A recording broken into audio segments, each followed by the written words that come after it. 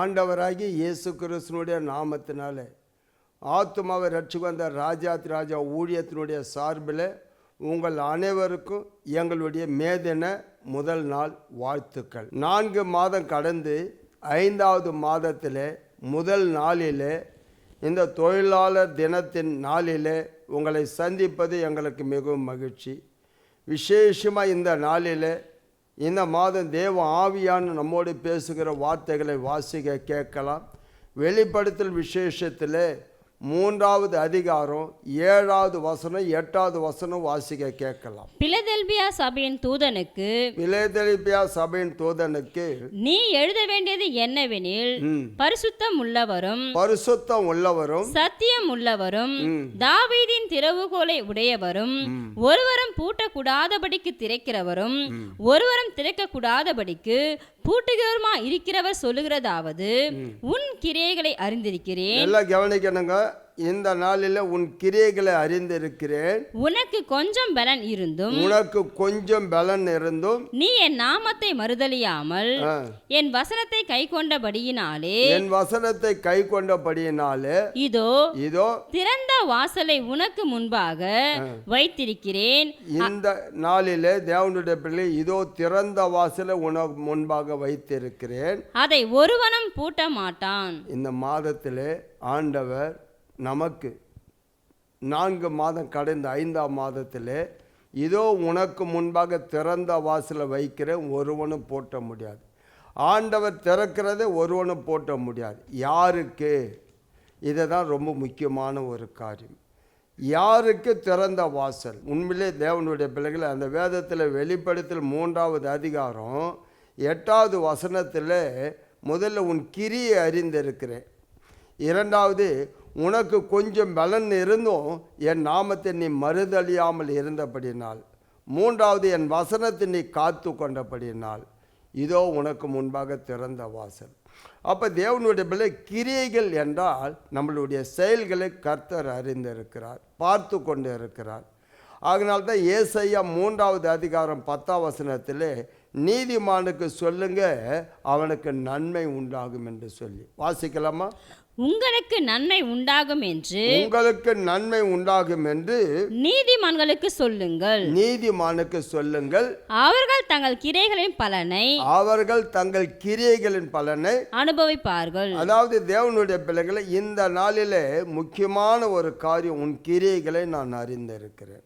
அதாவது நம்ம செய்கிற செயல்களை கர்த்தர் அறிந்திருக்கிறார். 2 நாளாகமும் 15வது அதிகாரம் 7ஆம் வசனம் வாசிக்கலாம். நீங்களோ உங்கள் கைகளை நெகிழ விடாமல் திடன் கொள்ளுங்கள், உங்கள் கிரியைகளுக்கு பலன் உண்டு என்றான். ஆமென். தேவனுடைய பிள்ளைகளை, நம்ம ஒவ்வொரு செயல்களும் கர்த்தர் பார்த்து கொண்டு இருக்கிறார். நம்ம செய்கைக்கு தக்க பலன் அப்படின்னா ஆண்டவர் அறிந்திருக்கிறேன்னு சொல்றார். யாருக்கு திறந்த வாசல் என்று சொல்லி நமக்கு இப்போ தெளிவாக தெரியணும். அதனால இன்னைக்கு ஆண்டவர் சொல்றாரு, செய்கைக்கு தக்க பலன். ரூத் 2வது அதிகாரம் 12ஆம் வசனம். உன் செய்கைக்கு தக்க பலனை கர்த்தர் உனக்கு கட்டளை இடுவாராக.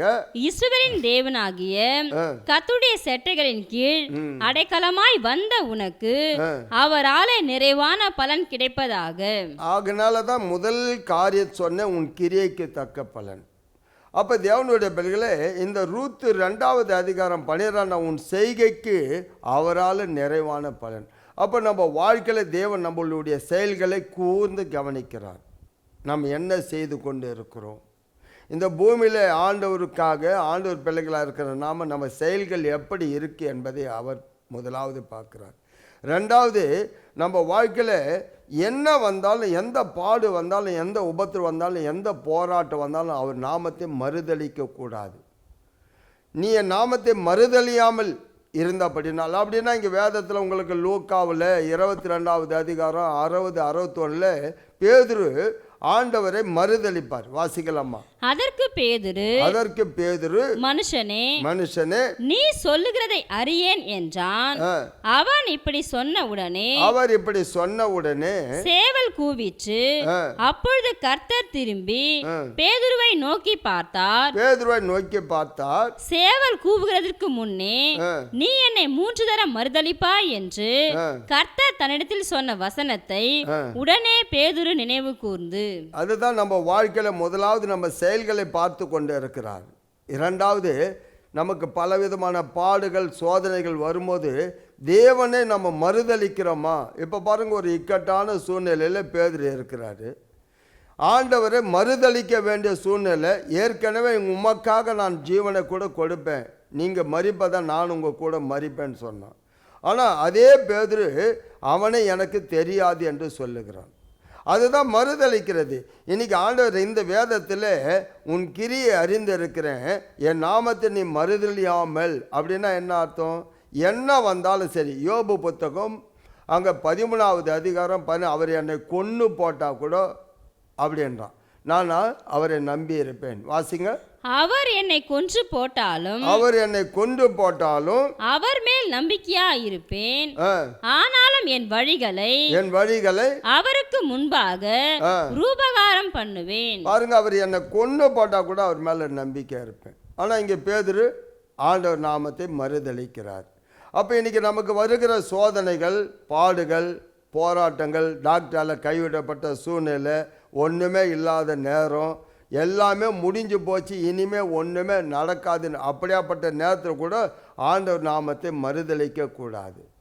ஏன்னா வேதத்தில் சொல்கிறாங்க, தானியேல் புத்தகத்தில் 3வது அதிகாரம் 17-18 ஒவ்வொரு சூழ்நிலை, அங்கே இருக்கிற சூழ்நிலை பாருங்கள், பயங்கரமான நெருப்பு அக்கினி பற்றியது. அந்த சிலையை வணங்கலைன்னா தூக்கி நெருப்பில் போடுவாங்க.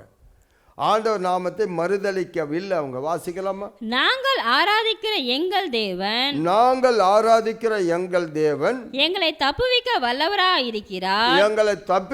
வல்லவராய் இருக்கிறார். அவர் எரிகிற அக்கினி சூளைக்கும் ராஜாவாகிய உம்முடைய கைக்கும் நீங்களாக்கி விடுவிப்பார்.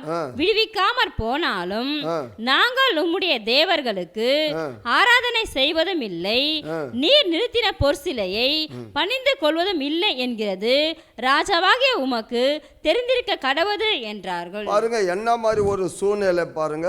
ராஜாவுக்கு முன்பாகவே அந்த சிலையை வணங்க முடியாது. இனிங்க எங்களை தூக்கி அக்னியில் போட்டாலும் ஆண்டவர் எங்களை விடுவிக்காமல் போனால் கூட பரவாயில்ல, நாங்கள் செத்தா கூட பரவாயில்ல. அதுக்கு தான் எஸ்தர் புத்தகத்தில் 4 அதிகாரம் 10 அவன் அங்கே சொல்கிறார், நான் செத்தா கூட பரவாயில்ல. அப்போ நான் தேவனுடைய பிள்ளைகள் இன்னைக்கு இந்த வேதம் என்ன சொல்ல, உன் கிரியைகளை அறிந்திருக்கிறேன், நீ என் நாமத்தை மறுதலியாமல்.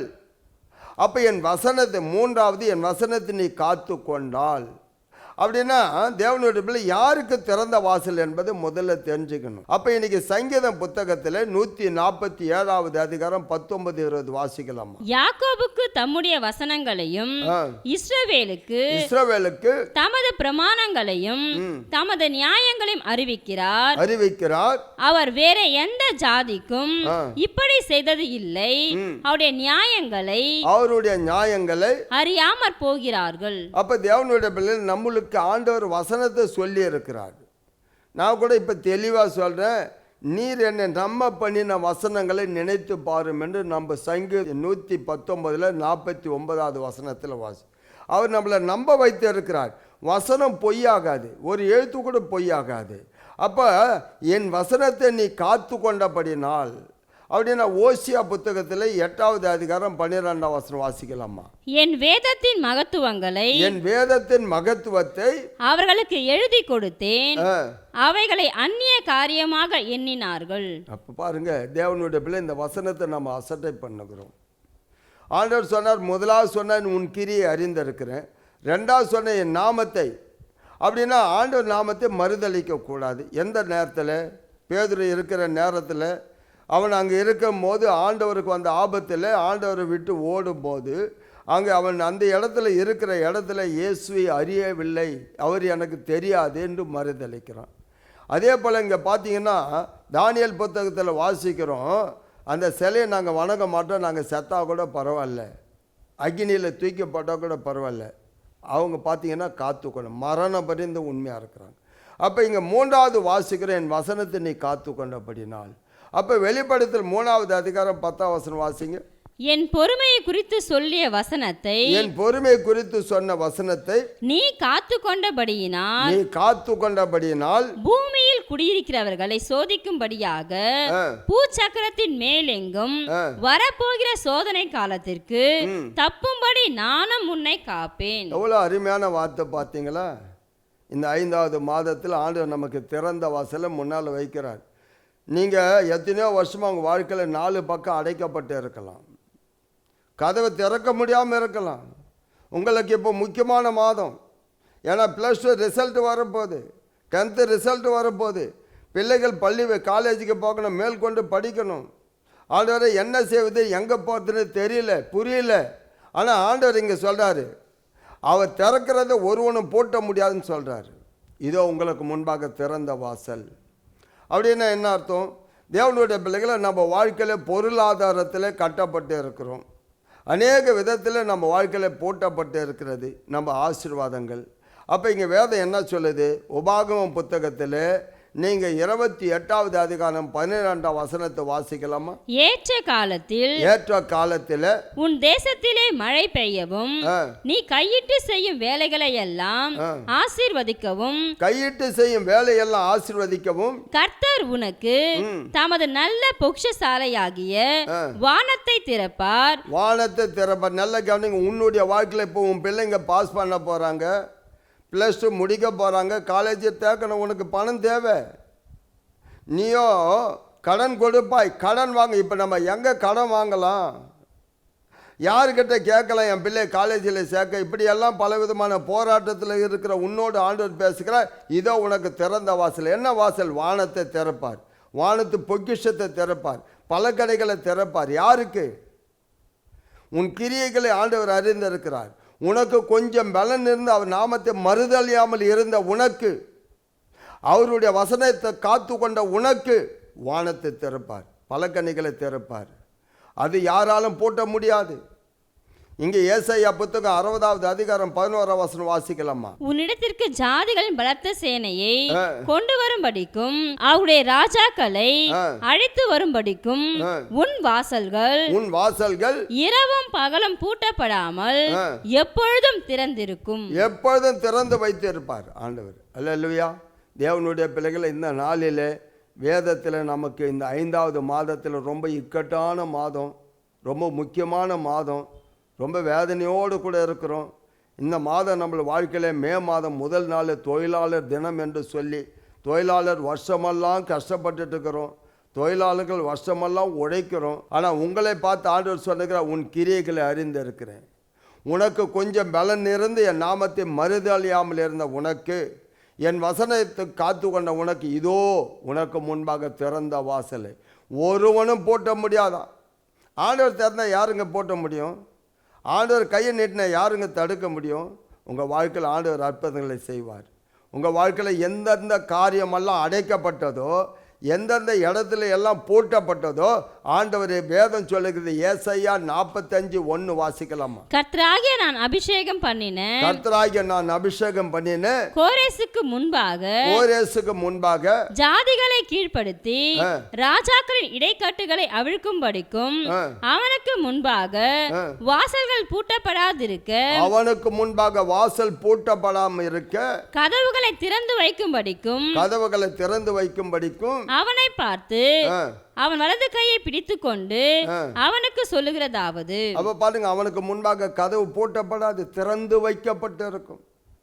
ஆகினால தேவனுடைய பிள்ளைகளை, இந்த நாளிலே, இந்த 5வது மாதத்தில் ஆண்டவர் நம்மோடு பேசுகிறார். இதோ உனக்கு முன்பாக திறந்த வாசல். யாருக்குன்னு முதல்ல நான் விளக்கத்தை சொல்லிட்டேன். நம்ம வாழ்க்கையில் ஆண்டவர் பிள்ளைகளை, நம்மளுடைய செயல்களை ஆண்டவர் பார்த்து கொண்டு இருக்கிறார், நம்ம கிரியைகளை பார்த்து கொண்டு இருக்கிறார். நம்ம வாழ்க்கையில் போராட்டம் வந்தது, உபத்திரம் வந்தது, பாடு வந்தது, அவமானம் வந்தது, நெருக்கங்கள் வந்தது.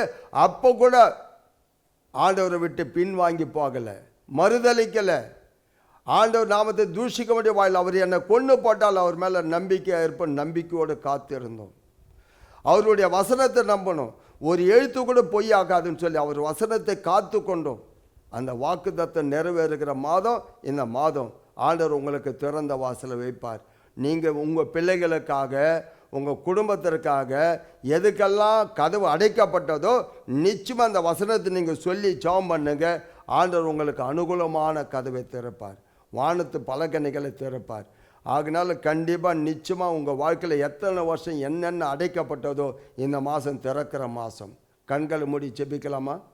மகா இரக்கமும் கிருபை நிறைந்தவரே, நேற்றும் இன்றும் என்றுமே மாறாமல் இருக்கிறவரே, கண்ணை உண்டாக்கினவரே, காண்கிறவரே, 5வது மாதத்தில் முதல் நாளில் ஆண்டவரை வரப்போகிற இந்த மாதத்தில் 6வது தேதியில் +2 ரிசல்ட் வரப்போகுது.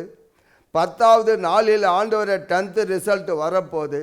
ஆண்டவரை எங்கள் வாழ்க்கையில் ஆண்டவரே என் பிள்ளைகளுக்கு மேற்கொண்டு என்ன செய்வது, ஆண்டவரை எப்படி நான் எங்கே போவேன், இன்னைக்கு ஆண்டவர் தெளிவாக பேசியிருக்கீங்க. இதோ உனக்கு முன்பாக திறந்த வாசல், ஒருவனும் போட்ட முடியாது.